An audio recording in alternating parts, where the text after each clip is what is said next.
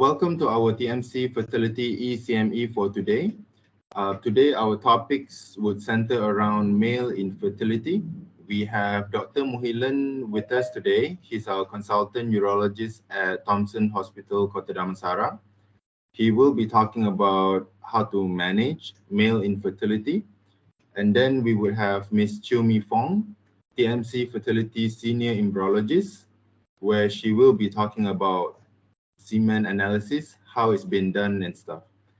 Now, without further ado, Dr. Muhilan, are you ready? Yes, I am. All right, so Okay. All right, Dr. Muhilan, take it away. All right. Good afternoon, everyone. So I'm Dr. Muhilan. I am a urologist with a large interest in male infertility, and currently I run the infertility unit for TMC Fertility and Thomson. Our topic for today is male infertility. Basically, what we're going to discuss today is what's the basics of male infertility and how you as a doctor would go about assessing a patient with male infertility. So, so far in all my years, none of us guys like to admit guilt. So I've never met anyone that walks in and say, it's all me, it's me and only me.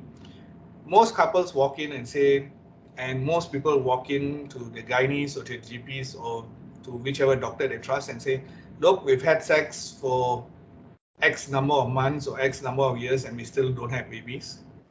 And one of the things we used to do in the old days is almost everyone used to blame the women. Now we move forward and we check both. And honestly, in a lot of times, it is easier to check the guy than to check a woman for infertility first. A lot of centers, including us, we offer packages where we check both the husband and wife at the same time. And guys are easier to check. And in most couples, 40% is purely a male infertility issue. 40% is a female infertility issue. And another 20%, it's split equally between either it's a couple issue, both husband and wife have issues, or you have a very healthy husband and a healthy wife and you can't find a reason they're not pregnant. So as in all things, let's start with the easy stuff first. We get a good history, we do a basic examination, it's not very difficult, and then we go to the test. Treatment is a lot more complicated, but history examination test would be the basics. So let's start with history. This sounds like a seriously simple question, but one of the commonest reasons that we are seeing young couples come in for IVF or IUI is that they are not having sex.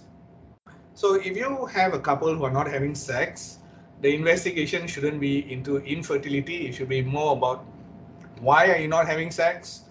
Do you have erectile dysfunction? Do you have female sexual problems? Rather than an infertility issue. So seriously, first question, how is the sex life, right? So if someone came and told me I'm having sex once a month, that's not going to work. So what's a good sex life? Okay, good sex life varies. There are people who have sex 5 times a day. There's people who have sex 5 times a week. But usually for pregnancy point of view, roughly mid-cycle in a woman, you would need to have sex every other day. So in that week, someone who's having sex every other day during mid-cycle of a woman's menstrual cycle, that would be sufficient. Second thing, so that's the basics, right? Your sex life. Second one is the testicle, right? So that's the focus of our talk today. Testicular history. Testicular history would be injury. Did someone have trauma? Did they get kicked in the testicles? Did they have a stab injury? Have they had infections? Commonest reason for azoospermia. Infections, STDs, gonorrhea or chlamydia can cause azoospermia. Viral infections. The big topic now is COVID-19. Yes, COVID-19 does affect fertility, but before COVID-19 became a problem, it was more of mumps, and that would be childhood mumps. Congenital problems, people born with undescended testes, people born with no testes. So a testicular history would be relevant. History of surgery to the testes. So simple stuff. First one, are you having a sex life? Any history that you think is relevant to the testes. General medical history that can affect fertility, and the big ones are diabetes. An uncontrolled diabetic diabetic patient may have retrograde ejaculation, erectile dysfunction making it difficult for him to ejaculate, or he can ejaculate but there's very poor sperm quality, all seen in diabetics. Thyroid dysfunction. Thyroid is the main hormone for the body, right? So if you don't have a functioning thyroid, chances are you don't have sperm production. Radiation. Cancer patients who've undergone radiotherapy, testicular cancer patients, patients who have any form of cancer who had chemotherapy. Chemotherapy affects rapidly reproducing cells the most. It is going to hit the testis. And when I say chemotherapy agents, one common thing is methotrexate, which people use for skin disorders like eczema. So be aware. And of course, vasectomy. I don't have to tell you, they had a vasectomy, so they don't have babies. So they tell you in their history they got vasectomy. Hey, skip everything, you know why they don't have sperm. Social use, drug use, bodybuilders, right? People who go to the gym. Overuse of testosterone. Now, I do testosterone replacement, but be aware if you're doing testosterone replacement, you need to cover for the testis. So testosterone replacement, testosterone supplementation for bodybuilders will cause low sperm counts. And the Chinese are experimenting with testosterone therapy as a form of contraception for males. Opioids. Opioid drug abuse will lower testosterone levels, will cause infertility, and will cause erectile dysfunction. So if you want to have a good sex life, don't do drugs. Bad for sex. Had to throw that one in. Next one. Next slide. Okay, so we've gone through the basic history where you look at their sex life. Please check the sex life. History relevant to the testis. Look at the patient. We're all doctors. We know how to take a history. History of medical conditions affecting the testis and history of anything that medical treatments that affect the testis, right? And social things that affect the testis. Now, when we examine a guy, we are going to divide our examination into two parts, just to keep it simple, right? So one is the general examination. Our patient walks in, most of us can tell there's something off. And what we're looking at is signs of testosterone deficiency. So if you have this guy who's 6 foot tall, he's got a high-pitched voice, he has baby features and looks, he's supposed to be 40, but he looks 15, right? What you're probably looking is at someone who has not developed secondary sexual characteristics. And you see this in Klinefelters. So you got this big, tall guy, baby face, soft-spoken, high-pitched voice.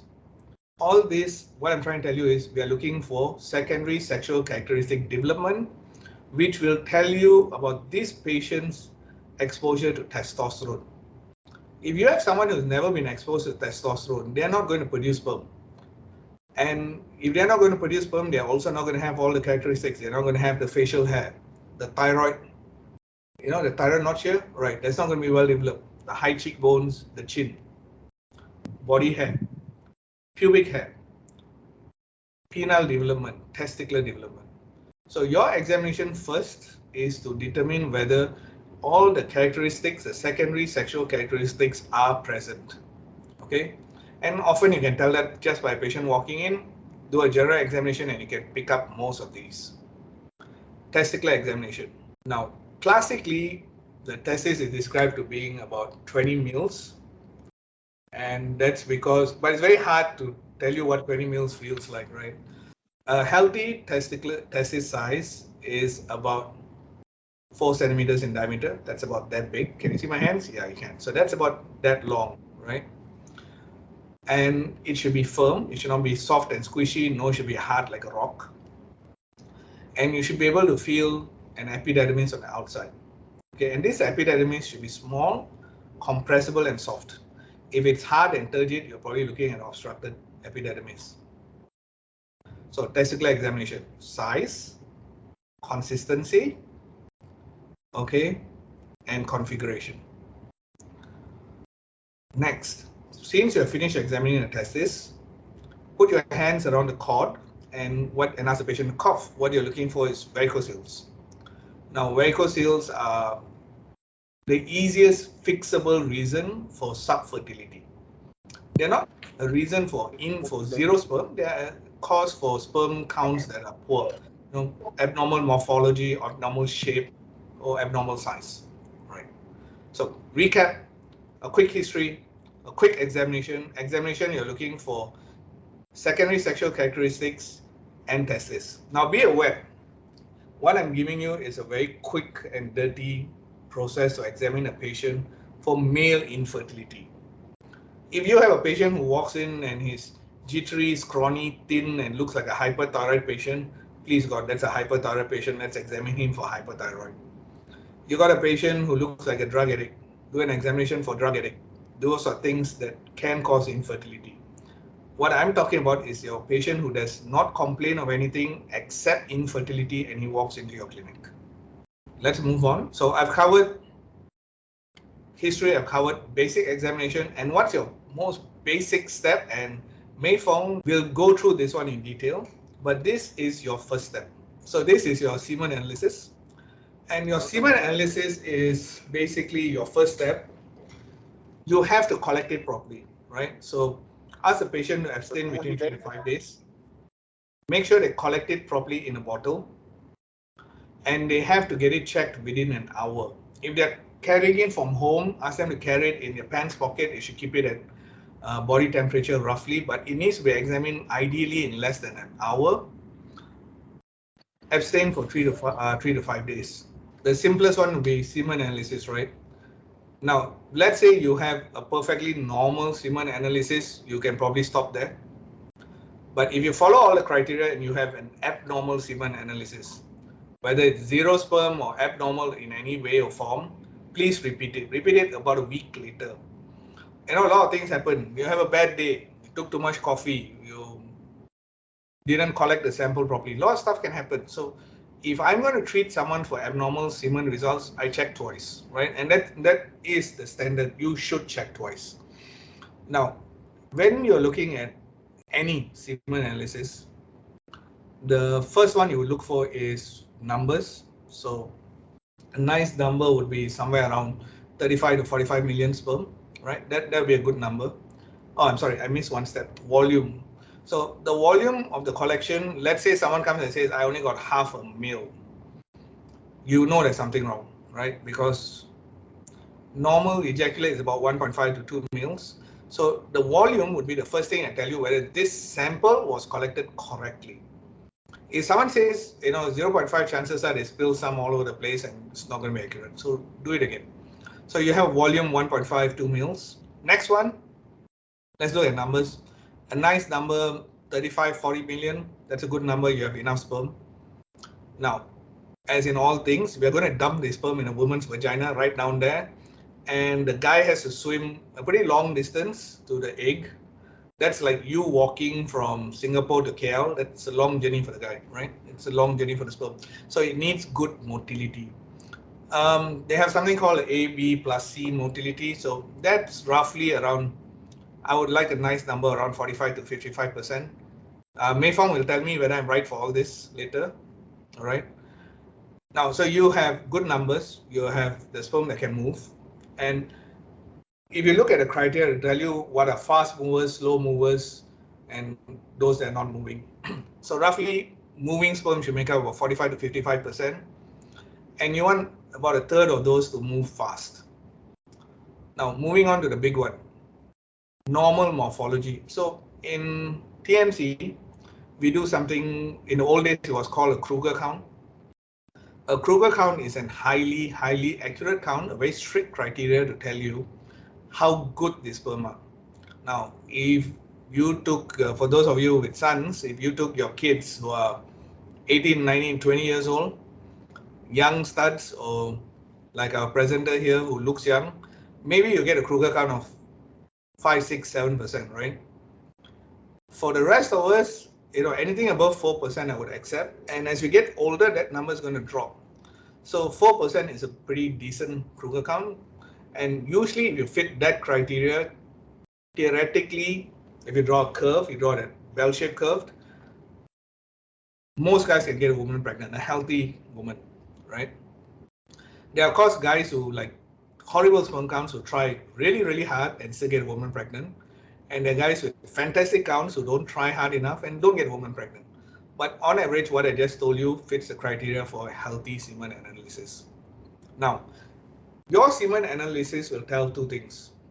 You're either azospermic, you have zero sperm, or you have sperm counts, but they're abnormal in either numbers, shape, or numbers, motility, or shape, right? We're going to discuss that next. So now you've done semen analysis. If you have a normal semen analysis, stop. You're done. Let's go check the wife, right? But let's say you have abnormal abnormal semen analysis. Simplest thing, let's do bloods. Now, the bloods directly relevant to testes are the FSH and LH. FSH is follicular stimulating hormone, and FSH basically tells its release from the pituitary gland right behind your eyeball, goes down the testes. It tells the Sertoli cells, let's produce sperm. So it's a stimulator of sperm production, but it's also a way for you to tell if the levels are very high. Basically, it's the testes telling the brain, I do not have enough sperm, produce more FSH. So high FSH levels tell you the body is not producing sperm. But if you're treating a patient, we don't try to reduce it because it's a stimulator to also produce sperm. The same goes for LH, right? Luteinizing hormone works on the Leydig cells to produce testosterone. So if you have very high levels of LH, your body is not producing testosterone. That's the body's way of telling you you're not producing testosterone. Now, that's the two hormones that directly affect the testes.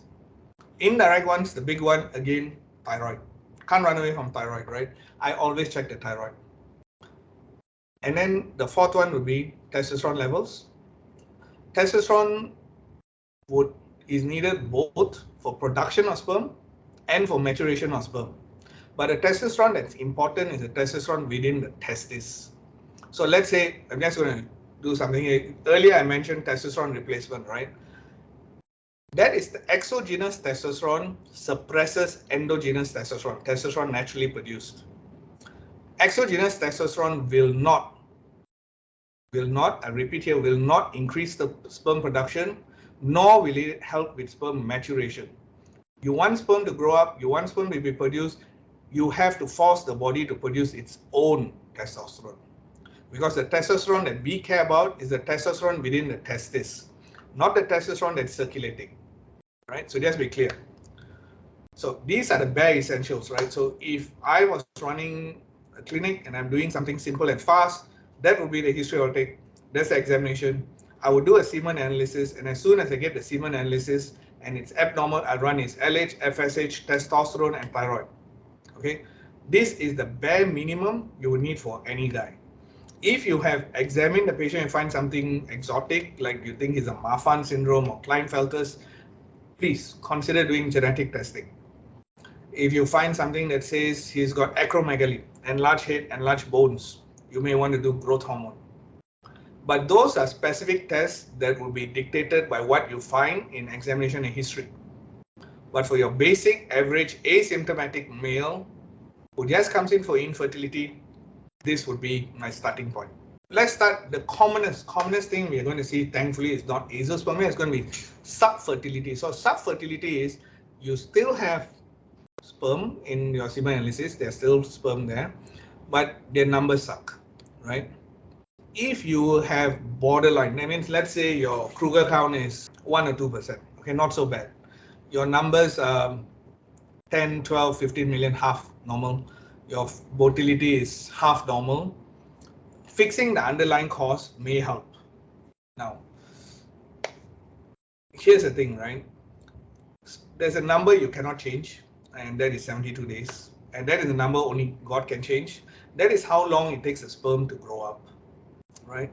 So whenever you have subfertility, that means your patients with borderline abnormal results and you want to correct it, correction is based on correction of underlying factors. That means correction of drug use, correction of obesity, correction of abnormal testosterone levels, abnormal FSH or LH levels. It takes time. So let's say you find the patient to be obese, you put him on a weight loss regime, he loses weight, testosterone starts to go up because he's lost weight. For you to see the results, is somewhere around 6 to 9 months.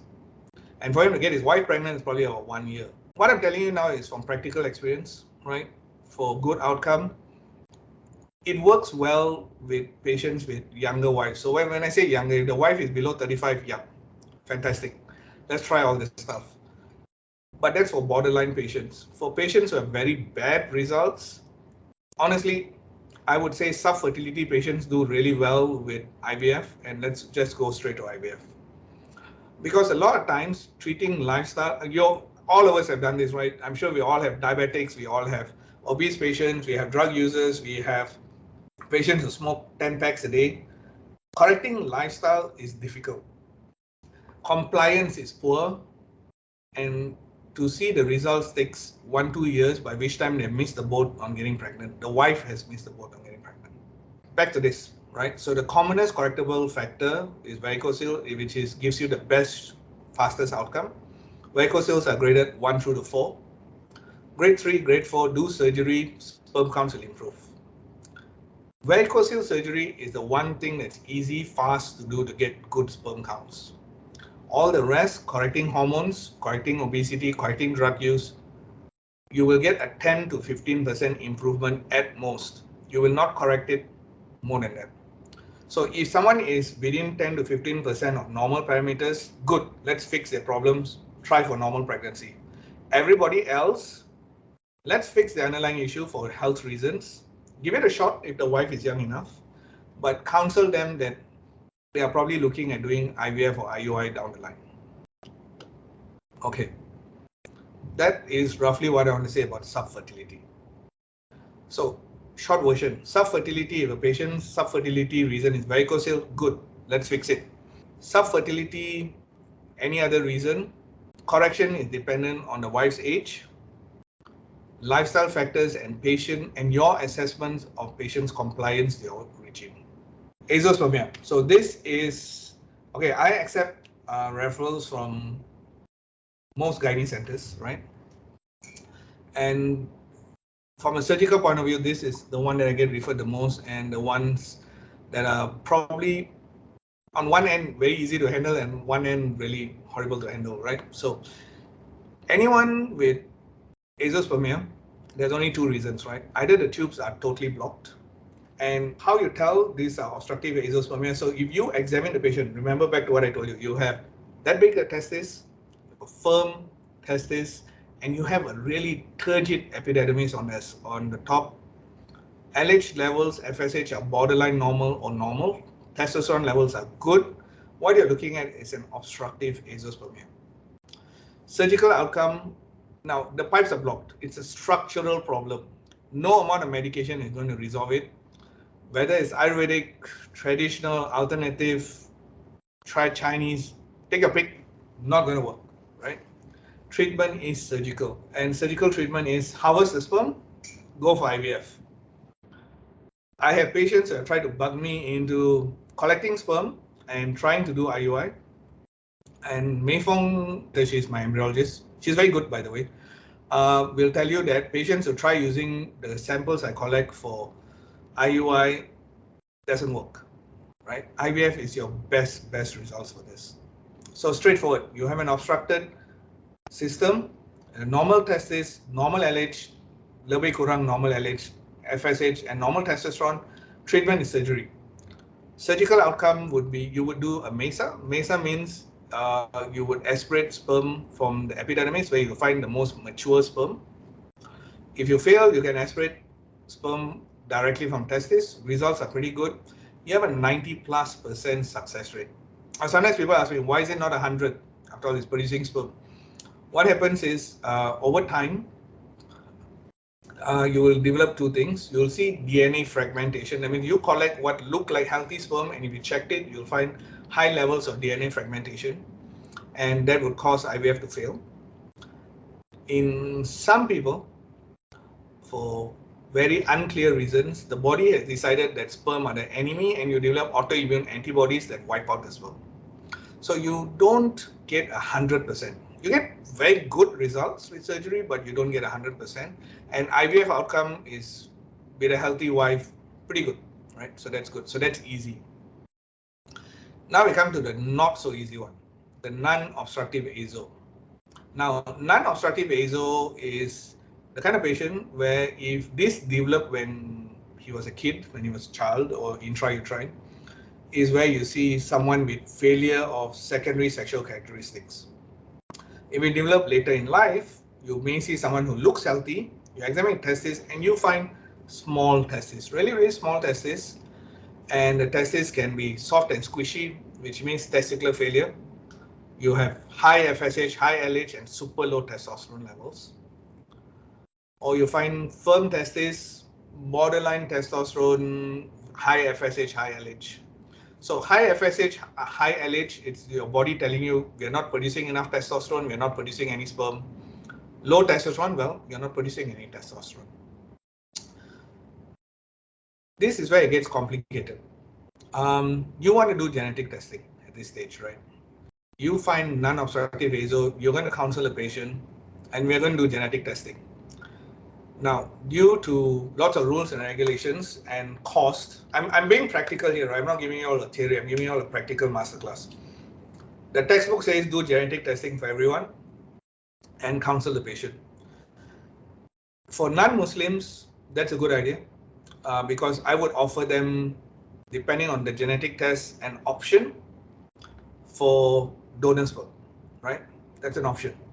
For my Muslim patients, there is no such option. There is no option for donor sperm. And whatever I find on genetic testing and on the bloods, I have to offer them surgery because that is the only option available, medical and surgical options for retrieval of sperm. So, and genetic testing costs somewhere between 2,000 to 4,000. So it's a cost.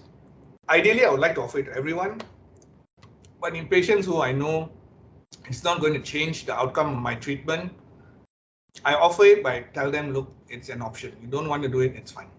All right. So now let's discuss non-obstructive azo. Let's go to the next slide. Okay. So you have non-obstructive azo. These patients have abnormal bloods. Let's correct it. Let's correct the testosterone level. Let's get it up to about ideally 10 and above. The higher, the better. And the drugs I use depending on the patient.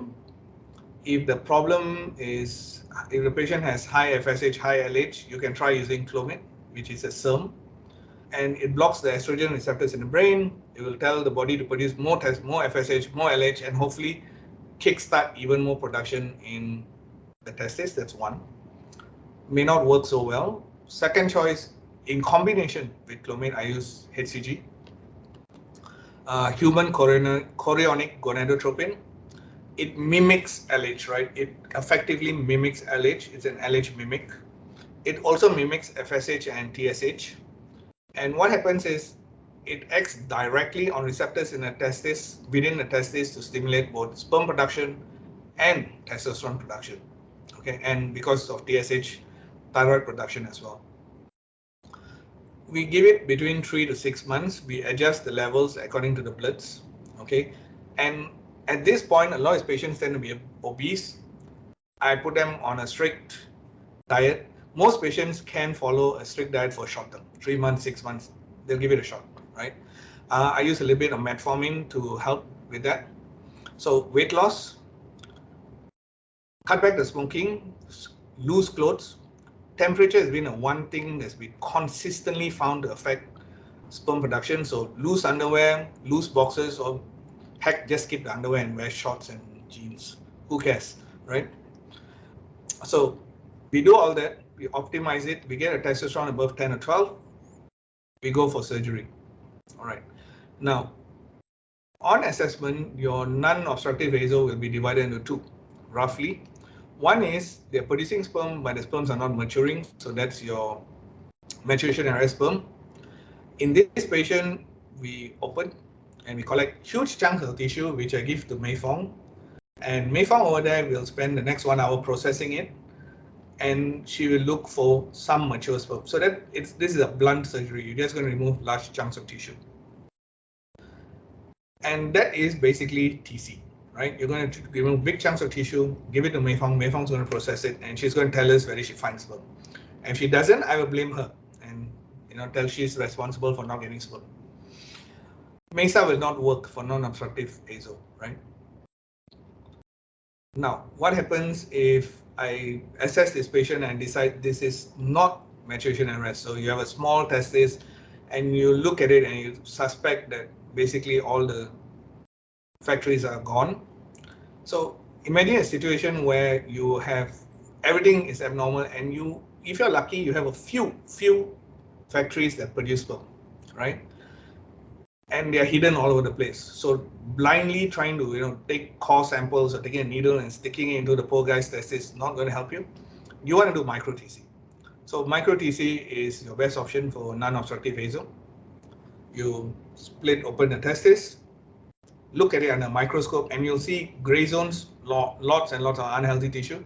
And you'll find these nice chubby ones that look like, okay, we're all Malaysian, right? So kway teow, the big fat kway teow, right? So imagine a plate of mee hoon with a few kway teow. We are going for the kway teow. The kway teow are the healthy tissue.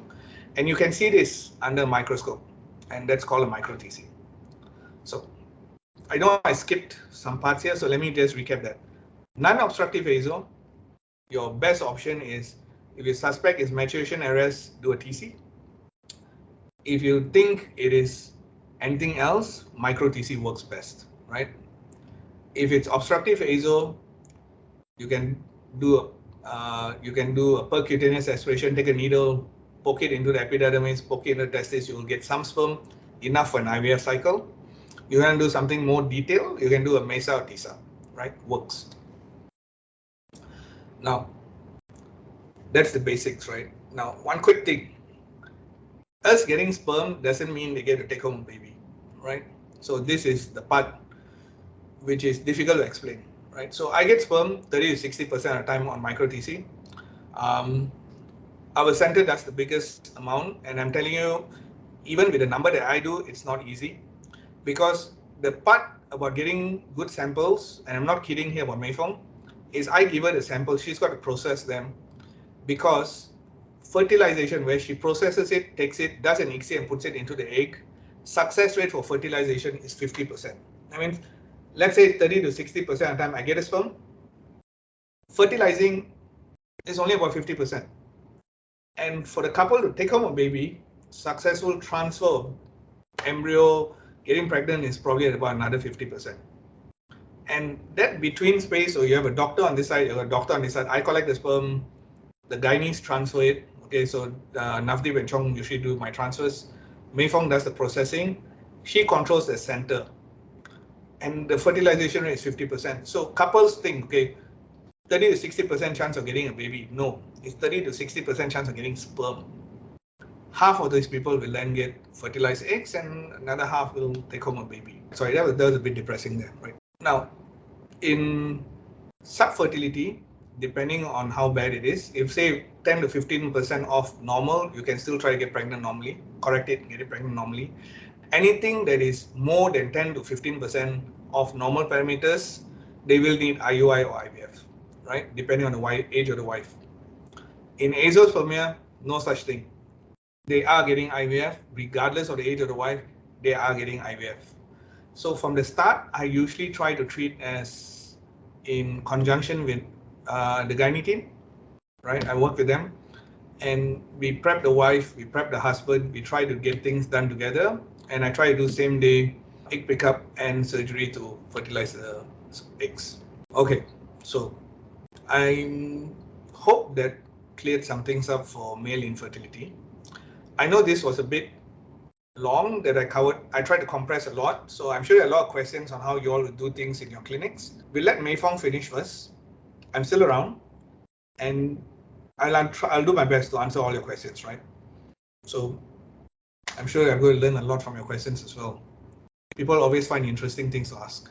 Mei Fong, it's all yours. All right. Now, with that said, thank you so much for the presentation, Dr. Muhilan. Moving on to Ms. Mei Fong. Hi, good afternoon, everyone. Thank you, Dr. Muhilan, for his introduction on the topic that I'm going to cover later on.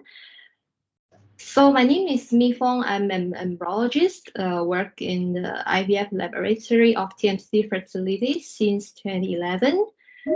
So Thank you for joining me in this Saturday. So I'm gonna just to share with you a little bit about what part of my job daily. Today we are going to focus on the semen analysis.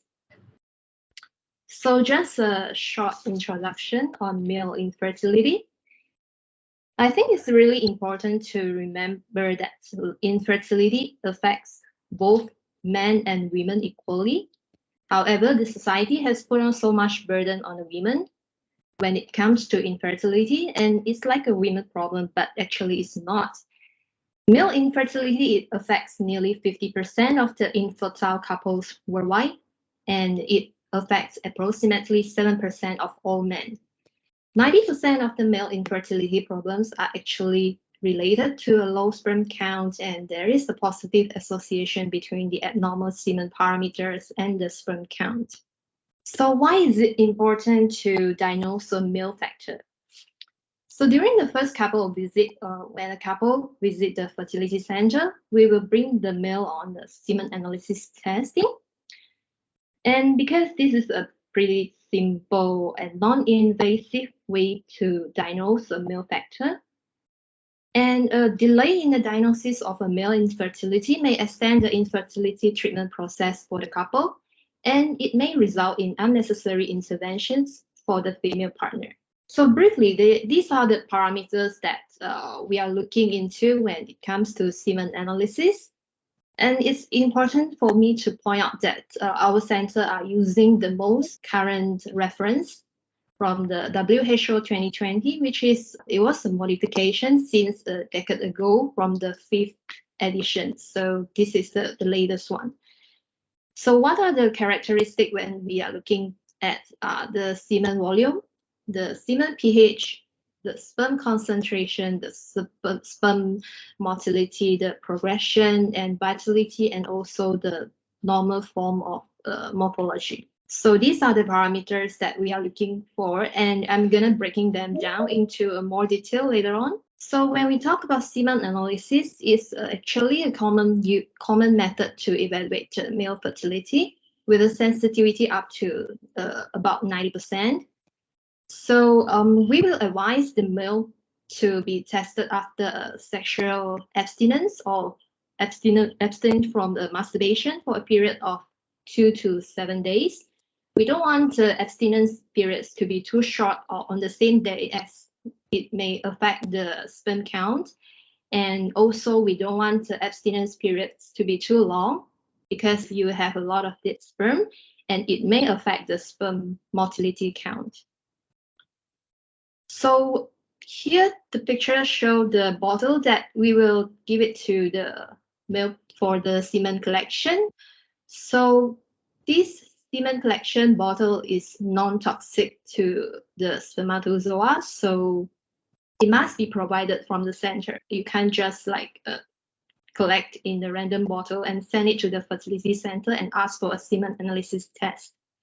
So if you have the patient have the options to bring the sample from home, but make sure that you collect the bottle from the nurses, and you can send the sample from home, but as mentioned by Dr. Muhilan just now, the sample should reach the center within 1 hour and for us to do the analysis. So here I'm gonna bring you on a short virtual tour to the semen collection room in our center. So for us in TMC Fertility, patient privacy is everything. So as you can see from this picture, our semen collection rooms is located in a not so common area, I would say.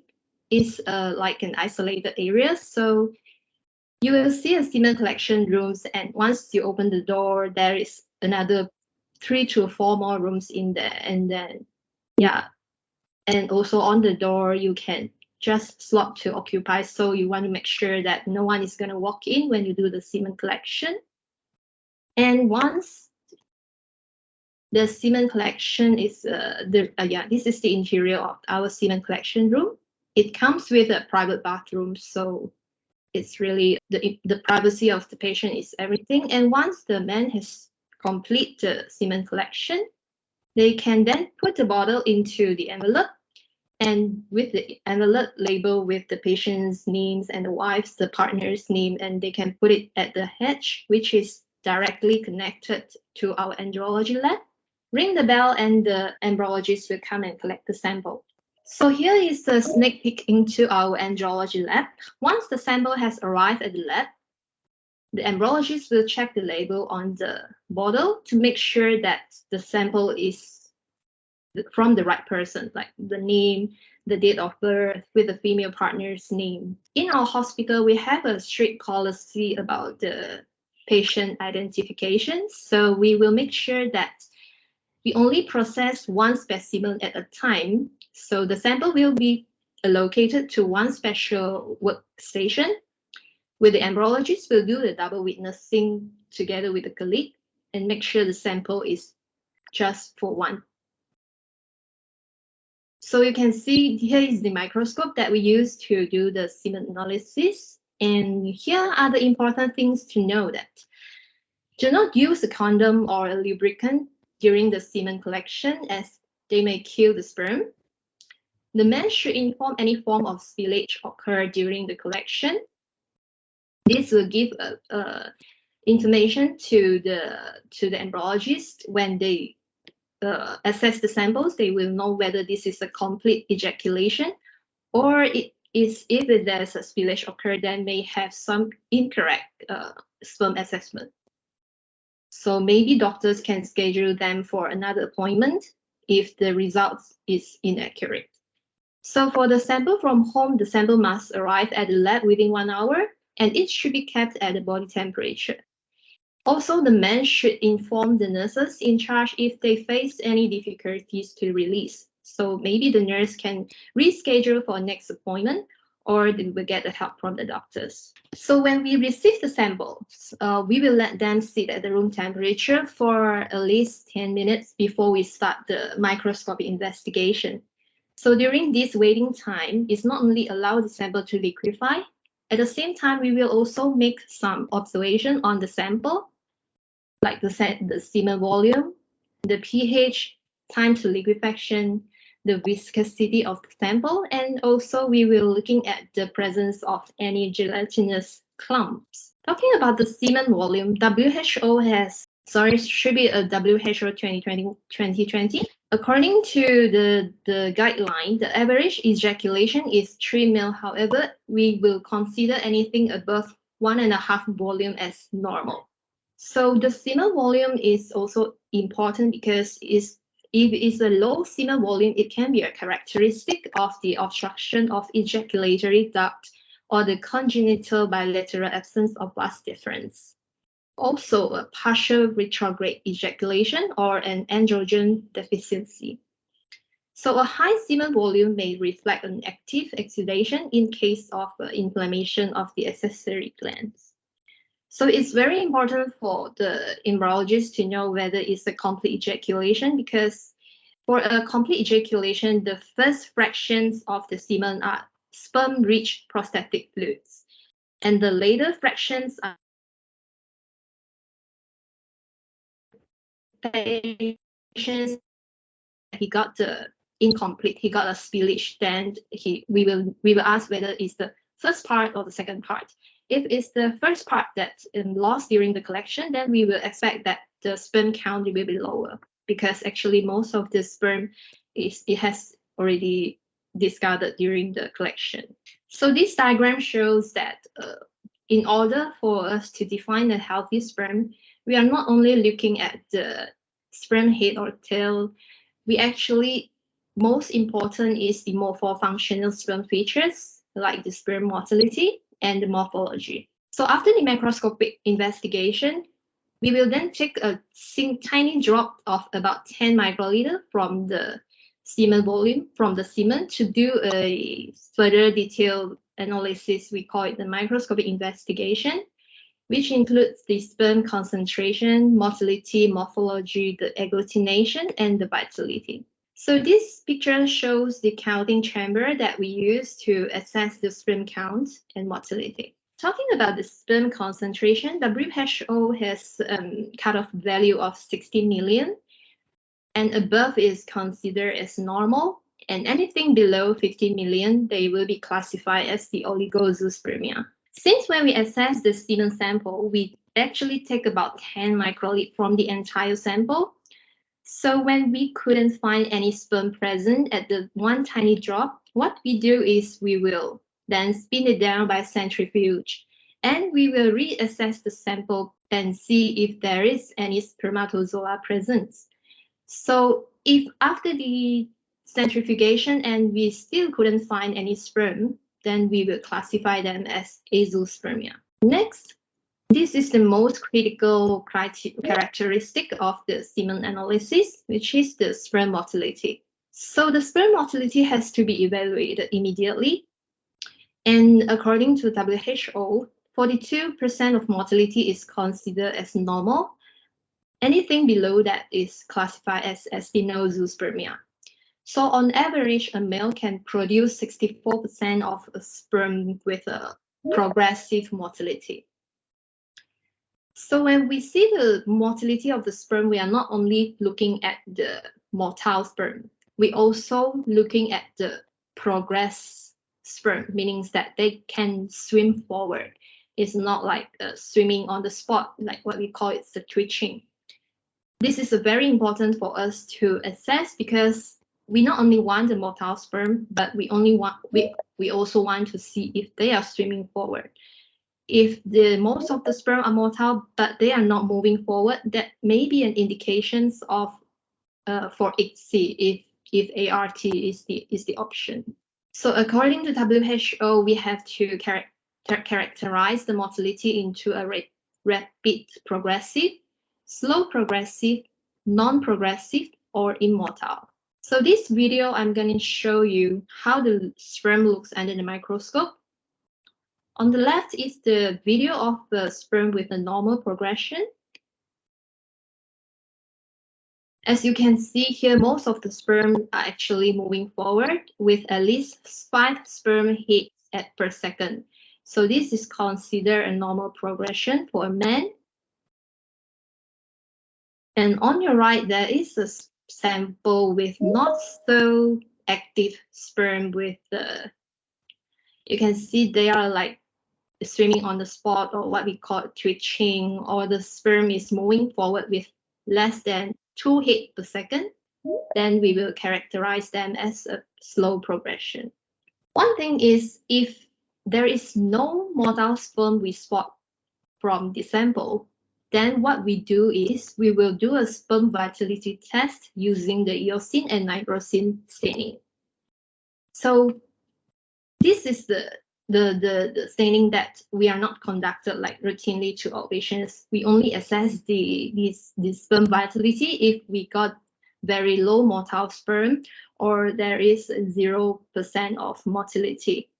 So WHO consider sperm vitality to be normal if we can find more than 54 sperm alive from the sample. So basically, the sperm vitality test is to assess the membrane integrity of the cells.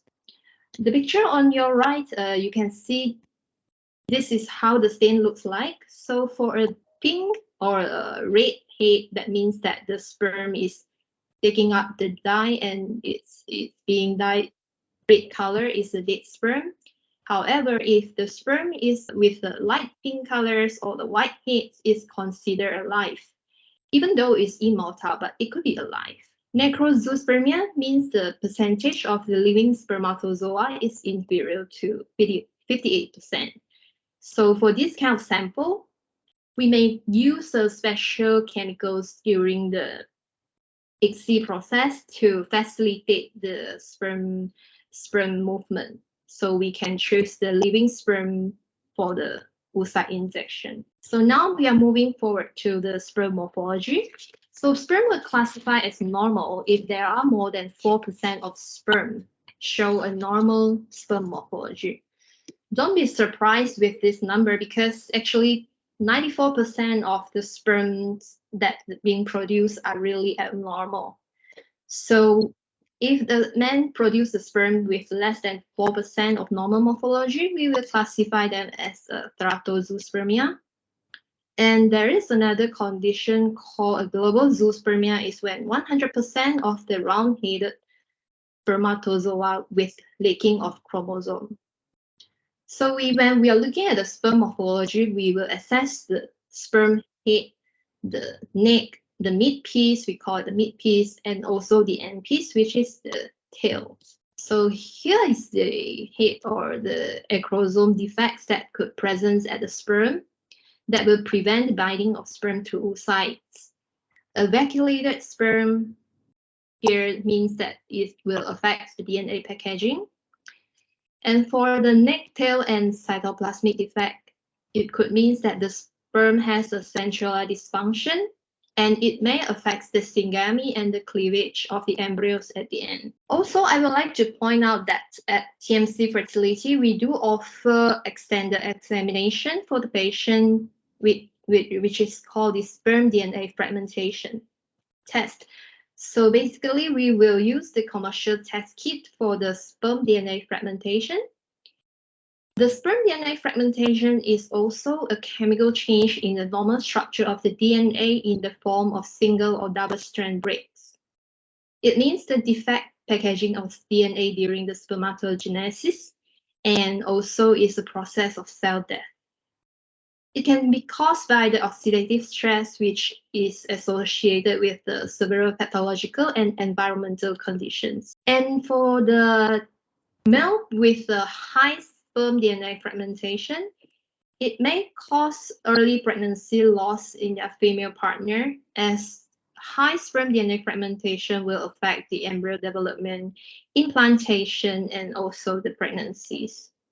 Normally, they will end up like an early pregnancy loss. So the test that we use in the DNA fragmentation test is called the sperm chromatin dispersion test. Basically, is we will use the acid to lyse the sperm head, and also the losing part of the DNA will form the halo.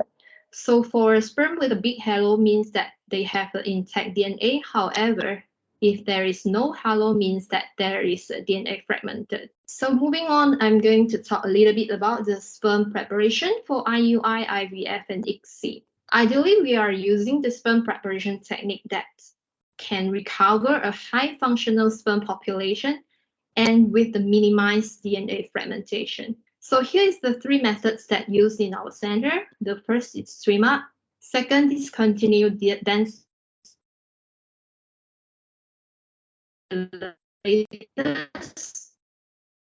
called the microfluidic sperm sorting device. Swim up is basically, in the swim up method, we use to overlay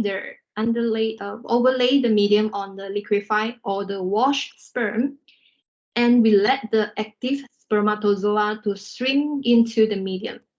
So at the end of the day, we will use the top fraction of the sperm. Hopefully, are all the motile sperm that's being collected for IUI or for IVF or ICSI. So this method is believed to be able to produce sperm with a less DNA fragmentation because there is a very minimal manipulation on the sperm. The second one is the most common method, I would say, in most of the fertility centers. They will use the discontinued density gradient. And for this method, we are able to yield more sperm counts, and it's a useful method for severe oligozoospermia, terato, or actinozoospermia. So what we do is we will overlay the semen sample on top of the double fraction of the gradient. And at the end of the day, we will able to yield a viable motile sperm at the pellets and leave behind the white blood cells, the debris, the abnormal sperm or the non-motile sperm.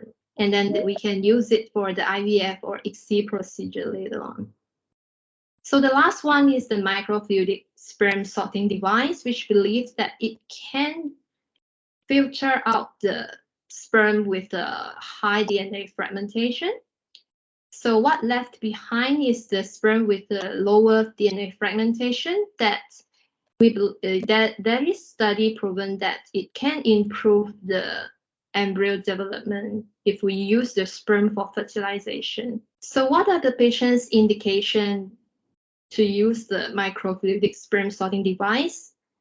If the patient has a high sperm DNA fragmentation, a history of pregnancy loss, history of poor embryo development, or the semen analysis show a poor sperm morphology. So basically, that's about semen analysis that I can cover today. So semen analysis is not a perfect tool, I would say, but it's easy to perform and it can reveal a useful information for an initial evaluation for the infertile male. But we cannot use it for a test of fertility. I believe there is a further examination when it comes to male infertility. So it provides no insights into the functional potential because for the maturation process, it's a lot more complicated than just by looking at the semen analysis.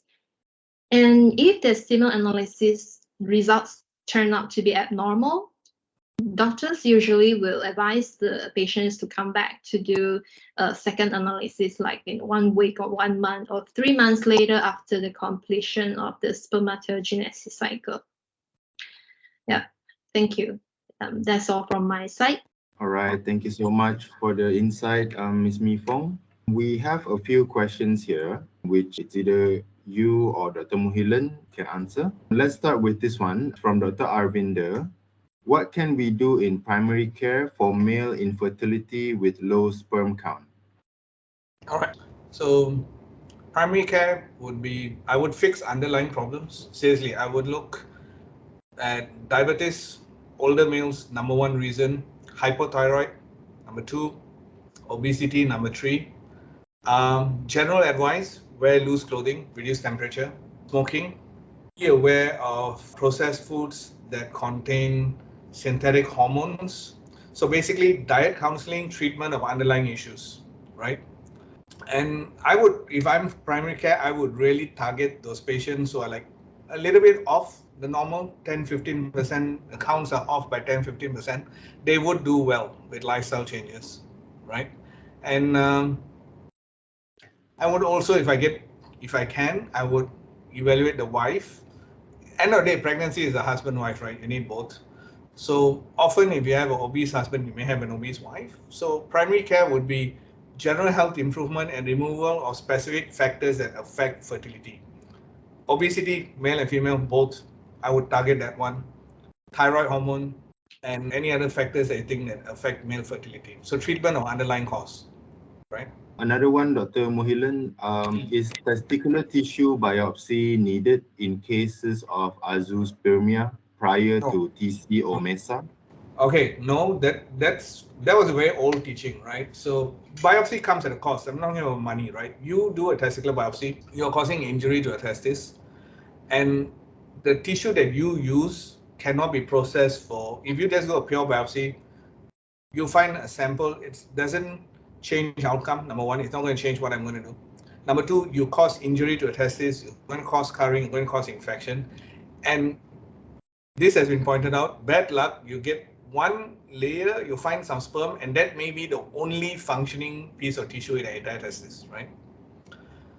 There is an exception in patients who have what looks normal, but you suspect there may be, instead of being a true obstructive vaso, there may be a very late maturation arrest. A biopsy will help to determine which it is, but this is diagnostic.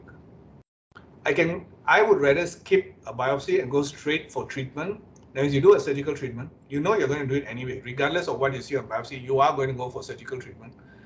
During the surgery, if you fail, do a sample to find out what's the cause. The couples are not so interested in finding out why. They want sperm for babies. You only do a biopsy if you're going to plan this patient for surgery. That was the old teaching. Why? It doesn't change the surgery. You're still going to do the same surgery. Might as well just skip the cost of doing it, skip the complications of doing it, and go straight for surgery, right? Right, okay. Thank you for that, Dr. Muhilan. Ms. Mi Fong, there's a question here. What's the interval of repeating the seminal fluid analysis in case of questionable wrong sampling? If there is a query about the result from the semen analysis, Normally, doctors will advise them to come back after another week, like after another 2 to 7 days of abstinence. Yeah. Right. So basically just repeat after 1 week lah. Correct. All right. Dr. Muhilan, Yeah. there's a request from doctor just now to repeat about the LH level. So the question is, do we look at the FSH or LH ratio like how they look at the ratio for females rather than in individual values? No. So what? Okay, so Yeah. we don't do that, right? So I use the ratio if I'm doing anti-aging, or if I'm doing anti-aging therapy, or if I'm doing male menopause or andropause therapy or something like that, right? For infertility, no. One, the important FSH LH numbers are your first one before you start treatment, right? And they are indicators. So let's say FSH is 35, you know sperm are not being produced. LH is also high. Let's say 35, you have testicular failure. That's all it means. Ratios don't matter.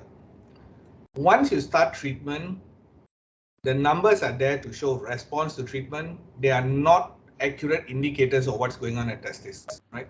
So we don't use ratios at all.